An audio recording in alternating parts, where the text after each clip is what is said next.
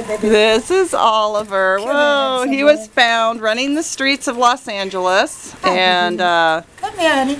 again, we've just got some great people out here that actually will stop and pick up these dogs and try to find their homes, and people just don't come forward for their dogs. Or at least not for the dogs that obviously come to our doors.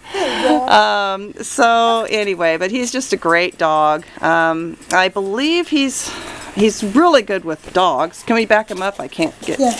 He's good with other dogs, loves playing, whether they're puppies, small dogs, big dogs. He doesn't care. He just enjoys playing with them. He's got his full tail, as you can see.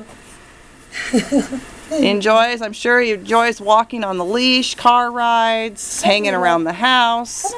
Probably older kids would be fine. He doesn't seem to have anything that we've noticed that would warn us that he wouldn't be good with kids. But just a great dog. Huh, does he like playing in water, do we know? Not very much, but he sure like to wrestle with other dogs. Yeah, yeah. Playful.